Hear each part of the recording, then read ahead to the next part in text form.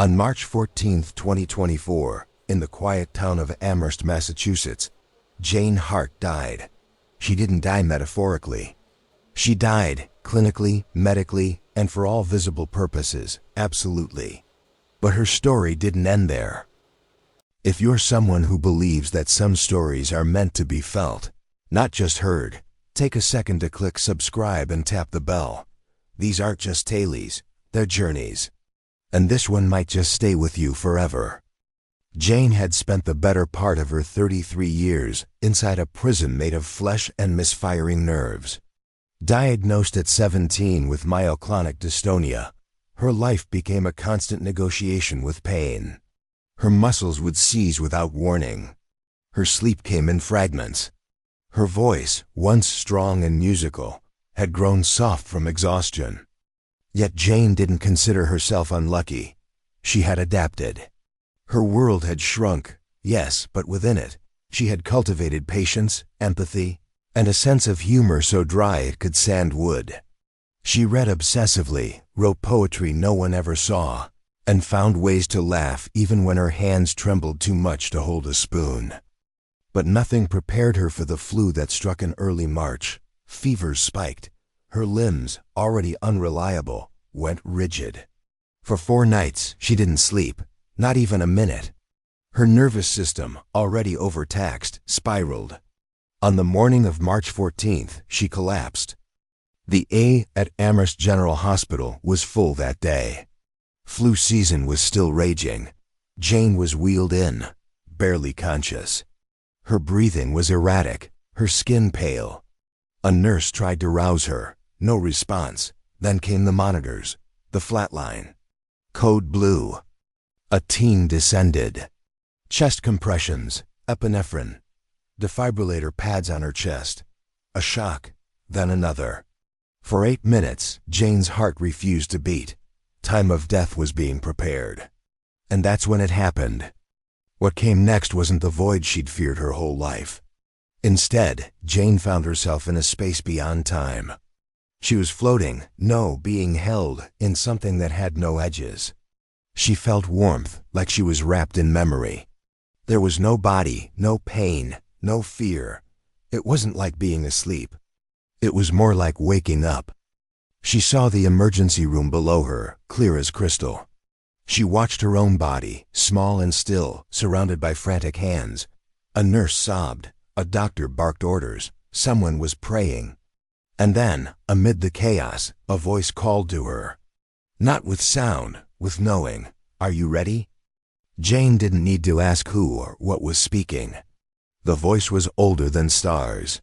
It was the first voice she'd ever heard in the womb, and the last voice she expected to hear in death.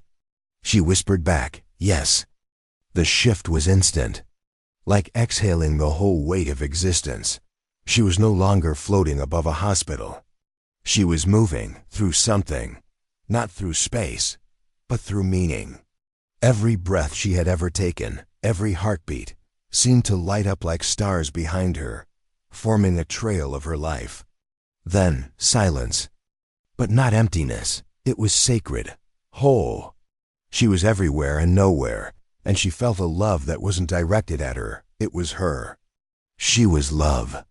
From that warmth emerged a form. Her grandmother. Jane had never cried so hard as she did at her grandmother's funeral when she was 12. The memory was still sharp. But now here she stood, young, radiant, glowing with an internal sun. No illness. No age. They didn't speak aloud. Their connection was pure recognition. Her grandmother wrapped her in a kind of embrace that didn't need arms. You've always been stronger than you knew, she said. But this isn't the end, it's the middle. Jane wanted to stay, to be held forever. But then, a shift, again. Suddenly she was standing, though there was no ground, on the shore of a sea made of light. Each wave that lapped at her feet whispered moments from her past. Her first heartbreak, her father's laugh, the quiet despair she felt at 28, when she wondered if life was even worth continuing. And someone had seen all of it. She looked to the horizon. The sky was made of shifting colors, not pinks or purples, but shades she couldn't name. They pulsed with understanding. Then the sea changed. In its waves, she saw others. People, souls. Some floated in peace. Some swirled in confusion. Some seemed anchored by invisible chains. Jane watched as one of the figures came closer. It was a man, tall, with warm eyes. Peter. He had been her best friend until a car accident took him at 18. She hadn't seen him in 15 years. "I waited for you," he said. His voice felt like a song she used to love. "I thought it was my fault," Jane confessed. "I should have made you wait that night. You were drunk." He smiled. "It was never your job to save me." He held her hand. "You made it here, but not for long." And just like that, he was gone, dissolving into light. Then came the test. The sky turned crimson. A sharp wind blew. Ahead of her, a fence rose from the ground, twisted barbed wire, humming with finality. Beyond it, a white farmhouse on a hill, the porch glowing golden, the door slightly ajar. Shadows drifted past the fence and vanished. Jane understood. Crossing it meant forever. She moved closer, heart heavy. She could feel the presence beyond. Family, peace, home. But something stopped her. A whisper, "Not yet." 7 hooded figures emerged from the mist. They carried no weapons, only silence. One held out a scroll tied with golden thread. Jane unwrapped it. The parchment glowed, and symbols appeared, shimmering, shifting. She couldn't read them, but she understood. It showed her what she had to let go: fear, guilt, the belief that her suffering made her unworthy. And then, what she still had to do. She saw flashes, people she hadn't met yet, words she hadn't spoken, lives she hadn't touched. And then the scream came. Alarms, pain, a body, the crash of re-entry. Jane gasped. Her eyes flew open. The world returned. Fluorescent lights, antiseptic air, and her mother's voice, breaking into sobs. She was back. The doctors had no answers. No explanation for why her dystonia symptoms had lessened. Why her brain scans showed signs of restored function. She couldn't walk, not yet. Her pituitary gland was damaged. Speech was slow to return. But she was alive, and something inside her had changed forever. Recovery was brutal. She had to learn everything again. And yet, beneath it all, she carried the memory of that other place. Not a dream, not a hallucination, a truth. And with that truth came a calling. Jane didn't return to her old job. She began training in palliative care, energy healing, spiritual mentorship. She spent hours speaking with the dying, not telling them what to believe, but listening, holding space, helping them find peace. She began calling herself a soul midwife. She now says, "We're born into bodies, but we're made of stars." And death? Death is just remembering who you really are. So if something stirred in you, if a memory or a chill or a strange comfort rose while listening to this, don't ignore it. Give this story a like, leave a comment, tell someone. And if you're curious about what lies beyond the veil, click subscribe. More stories are waiting. And maybe one of them is yours.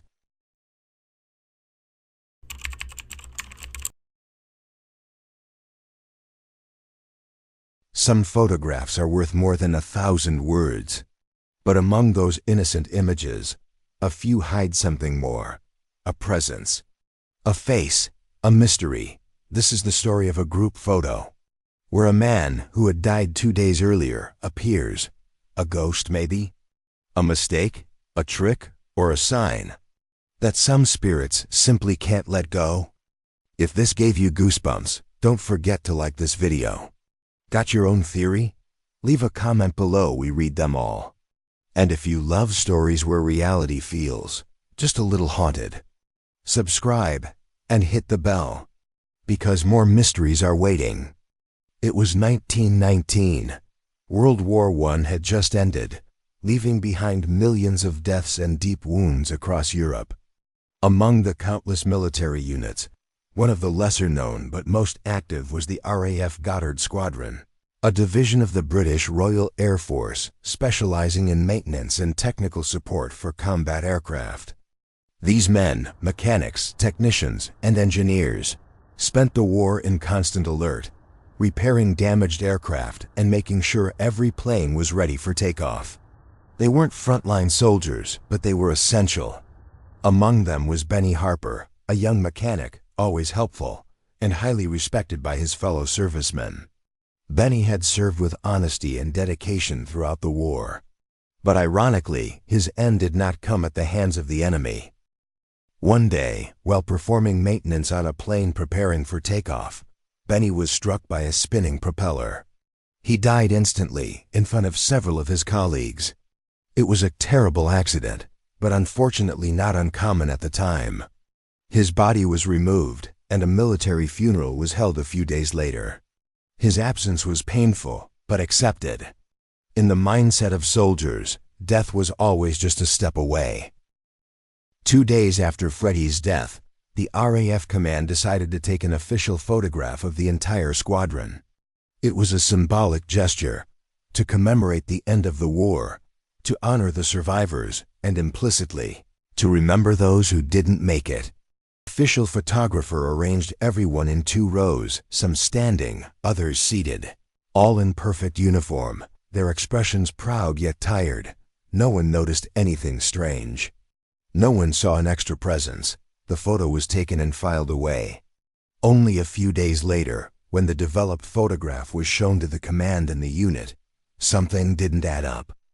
At the top, behind one of the men standing, a face was clearly visible. A face no one remembered seeing during the session. It wasn't a smudge. It wasn't a reflection. It was a face pale, with a fixed gaze and well-defined features. The first to notice was the man standing directly in front of it. The face seemed to be peeking over his left shoulder. He looked at the photo, turned pale, and whispered just 2 words. "That's Benny." The others gathered around. No one wanted to believe it, but one by one they confirmed it. That was Benny Harper's face, the mechanic who had died 2 days before. There he was, among them, in the photo. How could it be? Benny was dead. His funeral had taken place just hours before the photo was taken. Yet his face was there, in a photo where no strangers could have slipped in. It was as if he had simply shown up, as if he didn't know he was dead. That's what some members of the squadron suggested. Benny, so used to the rigid routines of military life, might have simply reported for duty, even after death. The photo was stored in the archives, and for years circulated privately among members of the RAF, but the legend began to grow. In the following years, the case was nearly forgotten. But it was Sir Tommy Granger, a former high-ranking RAF officer, who brought it back to light in the 1950s. Granger was a man of science, but deeply fascinated by the paranormal. During a conference on ghosts, he publicly showed the squadron photo, pointing directly to the extra face. He told Benny Harper's story and explained that, in his opinion, this was one of the most credible pieces of evidence for the existence of spirits or residual energies. The press picked it up. The photo became famous. Some dismissed it as a photographic trick, but no one ever managed to prove how it could have been faked. Remember, this was 1919, long before the age of digital editing. Over the years, many theories have emerged. Here are the main ones. Photographic exposure error. Some believe it was an accidental double exposure. But no other part of the photo shows signs of overlapping, only Benny's face. A prank. The idea that someone wore a mask or snuck in doesn't hold up. The face appears between 2 soldiers standing shoulder to shoulder, making it physically impossible for anyone to squeeze in unnoticed. Self-suggestion. Some say the face just resembled Benny and the likeness was imagined. But those who knew him well said there was no doubt. That was his face. Paranormal manifestation. The most fascinating and unsettling theory is that Benny's spirit truly was there. A brief appearance, captured on film, perhaps just to say goodbye to his comrades one last time. Benny Harper's case isn't the only one of a ghost appearing in a photograph. From the famous Brown Lady of Raynham Hall to mysterious shadows in family pictures, the phenomenon has intrigued and divided people for decades. But what makes Benny's story different is the clear identification. This wasn't a blurry or anonymous figure.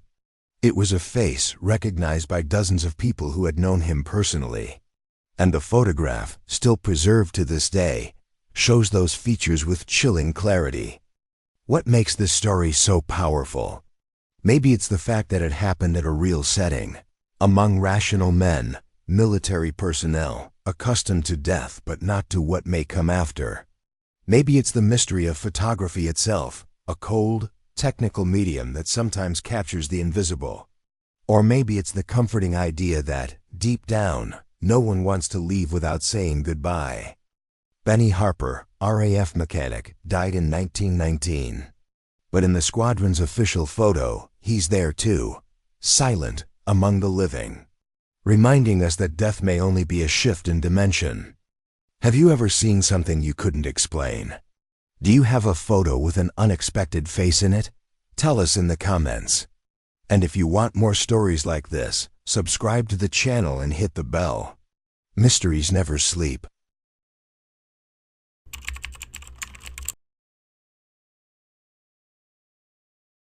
There's a house on Marlowe Street in Belridge, Pennsylvania, that no one wants to talk about, not because it's old or creepy looking, but because of what happened inside.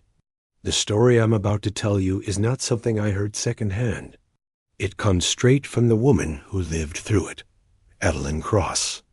If you're into true horror stories that crawl under your skin and stay there, make sure to like this video, leave a comment with your thoughts, and hit subscribe, because what you're about to hear is just the beginning. Now, let's go back to the day Evelyn moved in. Evelyn had just gone through a divorce. She was searching for a fresh start, a new life for herself and her daughter, Ava. So, when she found a cozy little 2-story house tucked into a quiet neighborhood in the town of Belridge, she thought she had struck gold. The house was charming. White siding, dark green shutters, a small picket fence out front. It had character, too much of it, as she would soon learn. She moved in the first week of November. The air was already cold, the leaves dying on the trees, crunching underfoot as Evelyn and Ava carried boxes from the car to their new home.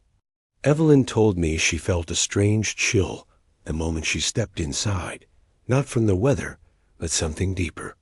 She chalked it up to nerves, stress, maybe even leftover energy from the move.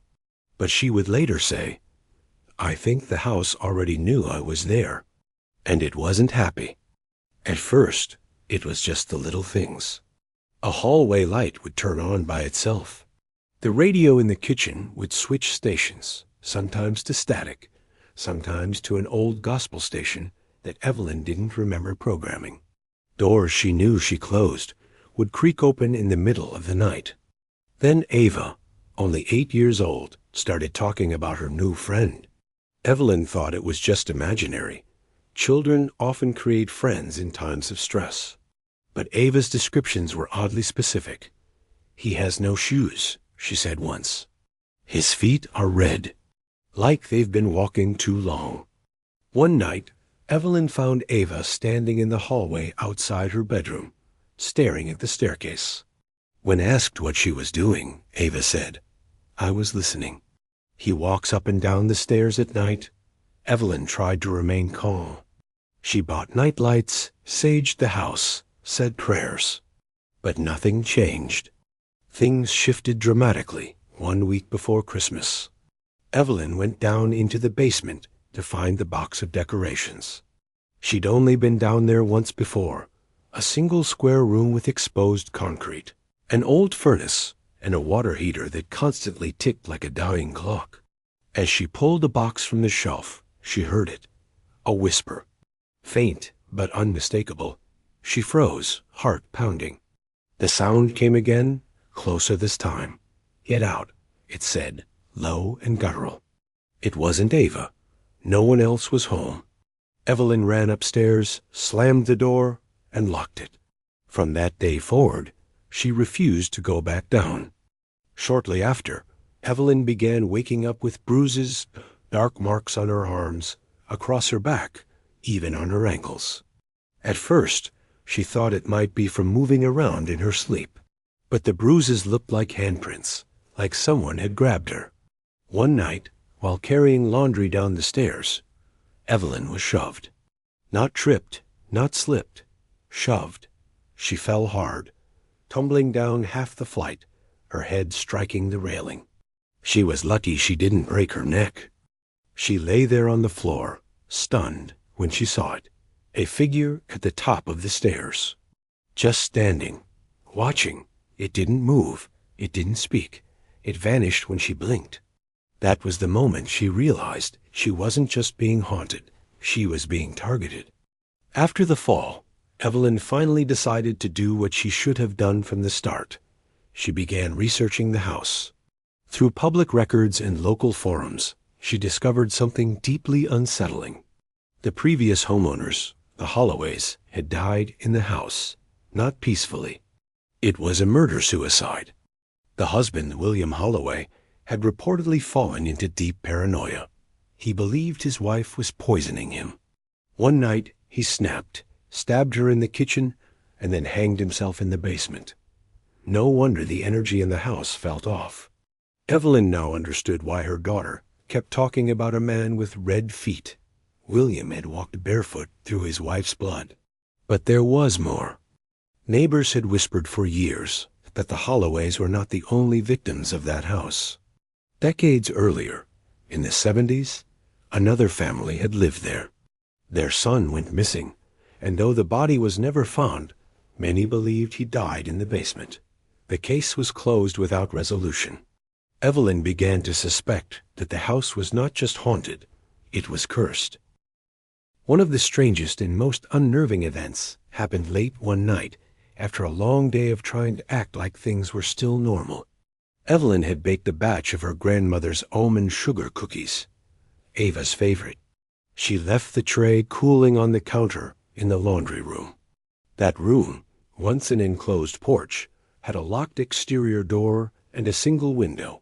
No pets. No pests. The next morning, Evelyn walked in to find the tray still there, plastic wrap still perfectly in place. But the cookies? Every single one was gone. Not a crumb, not a cent. Like they had been erased. But the strangest part? On the inside of the window, written in the condensation, were the words, "Not yours." By March, Evelyn was desperate. She couldn't sleep. She felt like she was being watched at all hours. Ava had developed night terrors, waking up screaming, sometimes clawing at invisible things in the air. One evening, Evelyn decided to confront whatever was in the house.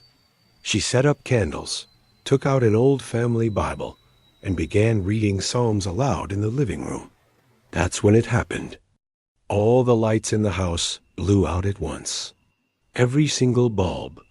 Total darkness. The air turned ice cold, and a low moan echoed through the walls. Evelyn screamed for Ava and ran upstairs, only to find her daughter levitating inches above the bed, eyes rolled back, whispering in a voice that was not hers. "She won't leave. She belongs to the house now."